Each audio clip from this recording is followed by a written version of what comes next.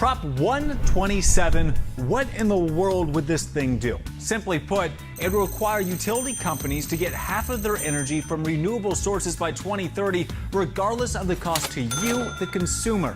And that future cost has been the subject of millions of dollars and ads. 127 will cost families $1,000 more per year and small businesses thousands more. 127 pulls the plug on their racket and saves Arizona $4 billion. But unless you have some sort of crystal ball, those projections you just heard are just guesswork.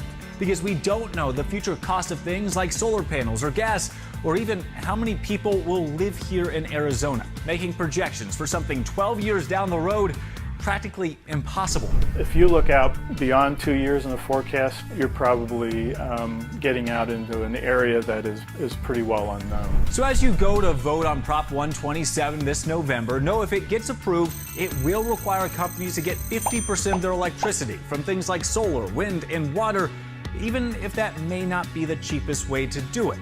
Or it could be.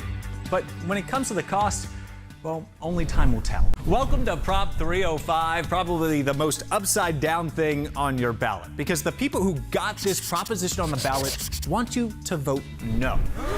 So let me explain. The goal here is to essentially veto a bill the state legislature already passed in 2017, and that would be SB 1431, which expands the Empowerment Scholarship Accounts program. In English, it would allow people to use more public dollars and send it to things like private ed, homeschooling, and more. The people behind the original bill say this is all about providing more education options, while the people behind Prop 305 see it as a way to drain away money from public schools, which you may have heard really want more funding right now. So to be clear, a yes vote will keep SB 1431 in place, set to expand school choice, while no vote will essentially veto it and kill what some say is a dangerous voucher program. It's votable. Okay, we are so close. Almost done with the ads, the campaign events, and in fact, many of you have probably already voted. But today, our goal is to make sure your vote actually counts. First off, Maricopa County had set the deadline to mail in your ballots back on Halloween. But it's not too late to vote early. Option 1, you can actually still mail in after Halloween, but it has to be received by the county recorder's office by 7 p.m. on Election Day. And if you don't want to take that chance, then you may want to go option 2. You can drop it off at any polling location on or before Election Day as long as polls have not closed. And this is important. With any early ballot, you need to sign the back or it will not count. Also include a phone number so they can call you if they feel your signature doesn't match up with their records. And did you know you can check the status of your early ballot by going to maricopa.vote or texting JOIN to 628-683. But let's say you're more of a traditionalist and actually like to vote on Election Day.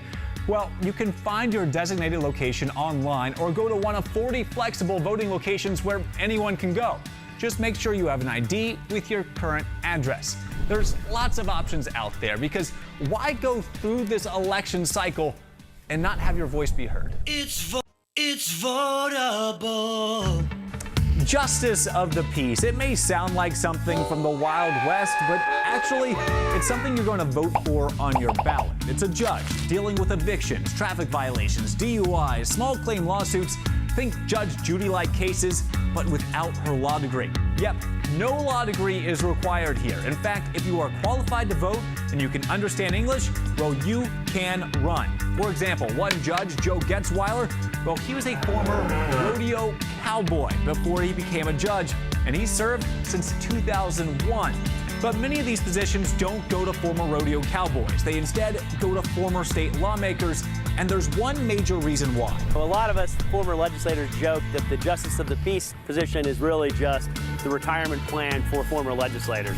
Yes, a retirement plan, because winning this race, well, it changes a lawmaker's pension from being based on a $24,000 salary to one based on a salary around 6 figures. So when you go and vote for a Justice of the Peace this fall, well, who you pick may end up owing you a nice thank you for a nice bump and their retirement. It's votable.